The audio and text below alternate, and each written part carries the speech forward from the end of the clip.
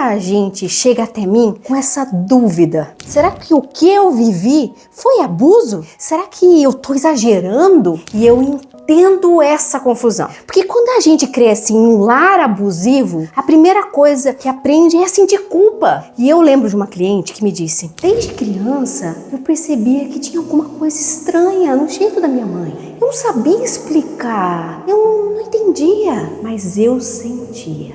E carregava comigo a ideia de que a felicidade dela dependia de mim. É isso que acontece com tantos filhos de pais narcisistas. Eles crescem acreditando que se fizerem tudo certo, talvez consigam consertar a dor dos pais. Só que na prática vão se perdendo de si mesmos. Essa mesma cliente me contou que quando era pequena, às vezes falava para as outras crianças as coisas que vivia em casa. Sabe o que mais chamava a atenção nela? As outras crianças percebiam que aquilo era estranho. Ou seja, não era coisa da cabeça dela, era real, mas dentro da casa parecia normal. E ela aprendeu a engolir o desconforto. Essa é a primeira marca de quem cresce dentro de um relacionamento abusivo. Aprender a se calar, se sentir culpado e carregar um peso que nunca foi seu. Faz sentido? E o que eu descobri ouvindo essa cliente é que o impacto não parava ali, porque dentro da própria casa, ela e as irmãs eram divididas em papéis muito específicos. Eu vou te contar quais eram. Em famílias narcisistas, os filhos acabam sendo colocados em papéis diferentes. Ela me dizia assim: na minha casa era impossível a gente se apoiar como irmãs, porque minha mãe sempre jogava uma contra a outra. Isso tem um nome: dividir para conquistar. E aí, dentro da mesma família, cada filho ganha um papel. Uma das irmãs dela foi escolhida como a criança dourada, aquela que obedece, que se torna manipulável, que vira uma marionete. A outra irmã era o bode expiatório. Apanhava, era humilhada e culpada por tudo, mesmo por coisas que não tinham nada a ver com ela. E tinha também a irmã invisível, aquela que não recebia carinho, não era vista e acabou se fechando numa depressão. Esses papéis não são aleatórios. Eles são criados pelo abusador para manter o controle, para dividir os filhos e impedir que eles criem laços de apoio entre si. E sabe o que mais dói? É que cada um desses papéis deixa uma marca profunda na vida adulta. A criança dourada cresce sem saber dizer não. O bode expiatório leva nas costas a ferida da rejeição. E a criança invisível se sente como se não tivesse valor nenhum. Essa é a lógica do abuso. Ele não só destrói a vítima direta, mas também separa quem poderia ser sua rede de apoio. Faz sentido para você? Se até aqui você já conseguiu identificar algum desses papéis na sua própria história, comenta aqui embaixo. Você se sentia mais como a criança dourada, o bode expiatório ou a invisível? Eu quero muito saber. E se você acha que isso já era pesado, espera até ouvir o que aconteceu quando começaram as expulsões de casa. Uma outra coisa que essa cliente compartilhou comigo foi a instabilidade que ela viveu. Ela contou que ainda adolescente viu as duas irmãs sendo expulsas de casa. Uma foi colocada para fora de casa de um dia para o outro, sem roupa, sem comida, sem ter para onde ir. A outra também saiu sem estrutura nenhuma, simplesmente porque a mãe decidiu assim. E o que ela pensou diante disso? Eu vou ficar quieta, pianinho, porque se falar alguma coisa, também você expulsa.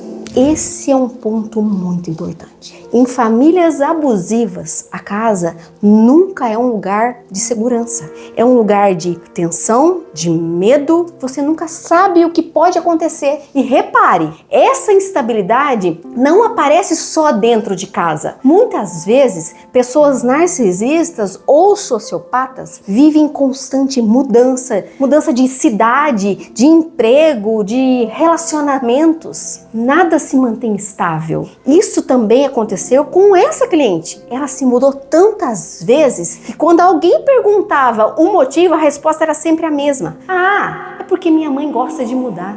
Essa vida de instabilidade constante cria uma ferida enorme, a sensação de que nada é seguro, de que tudo pode ruir de uma hora para outra. E a criança que cresce nesse ambiente aprende a viver sempre alerta, sem conseguir relaxar. É um peso emocional muito maior do que se pode imaginar. Faz sentido? Mas essa não foi a parte mais difícil. O que realmente marcou foi a decisão dela de trabalhar cedo e sair de casa. E foi aí que começou a grande virada da vida dela. Essa mesma cliente me contou que quando fez 16 anos, começou a trabalhar. Ela dava aula de inglês, mesmo sem ter terminado os estudos ainda. E sabe qual era o foco dela? Juntar forças para sair de casa o quanto antes e nunca mais voltar. Com 21 anos, ela conseguiu. Se mudou, foi viver a própria vida, só que até aí ela ainda não tinha clareza sobre o que tinha vivido. A ficha só caiu anos depois, quando passou por um relacionamento tóxico. Ela me disse: eu comecei a pesquisar os sintomas do meu parceiro. E aí, de repente, percebi que tudo aquilo também descrevia a minha mãe. Foi um choque, porque até então ela tentava se convencer de que era apenas brigas de família, dificuldades normais. Mas quando se deparou com os critérios do transtorno narcisista, não havia como negar. A mãe se encaixava em todos eles. Tá fazendo sentido para você? Se esse conteúdo tá ajudando a clarear suas ideias, já deixa o seu like nesse vídeo, porque isso mostra para o YouTube que ele precisa chegar a mais pessoas. E aqui está uma das dores mais comuns de quem passa por isso: a dificuldade de acreditar, mesmo tendo provas,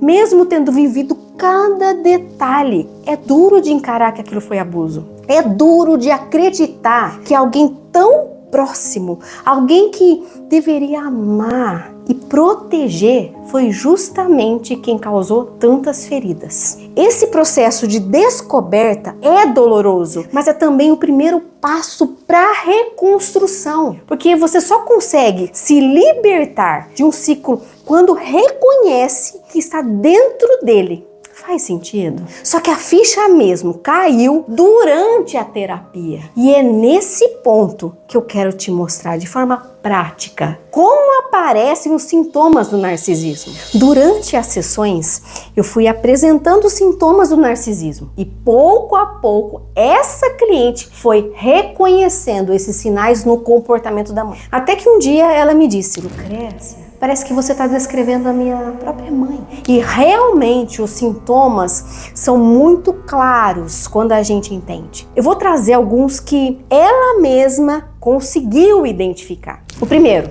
grandiosidade. O narcisista vive nesse lugar de eu tô sempre certo, você sempre errado.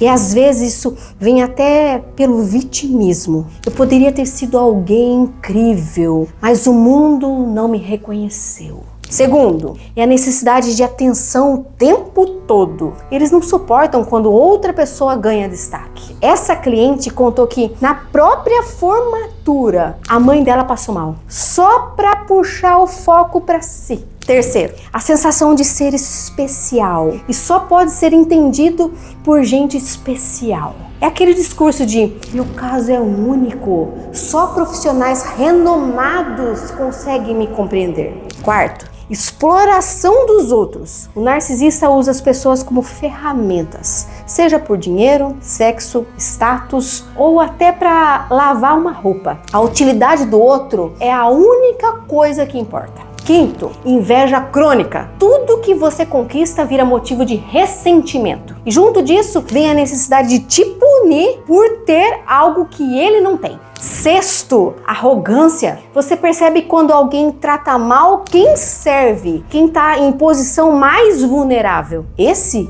é um traço clássico. Sétimo, e tem ainda a clivagem, a incapacidade de integrar os dois lados de uma pessoa. Ou você é a perfeita e idealizada, ou você é um lixo. Não existe meio termo. Esses padrões destroem relacionamentos e deixam marcas profundas em quem convive com o narcisista. E o mais doloroso é que muitas vezes a vítima demora anos para conseguir dar nome ao que viveu.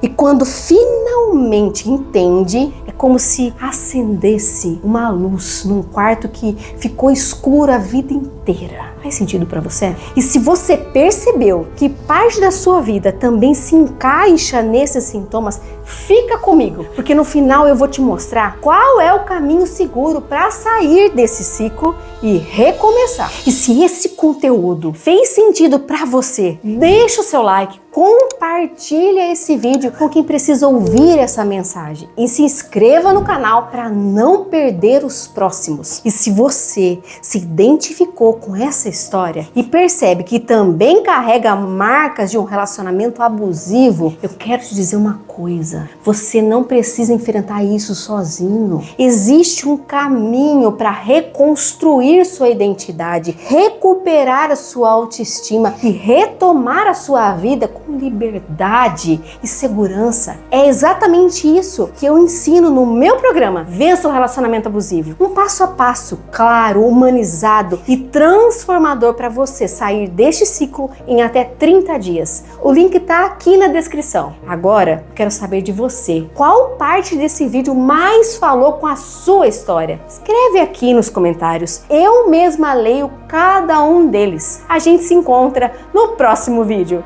Um super beijo!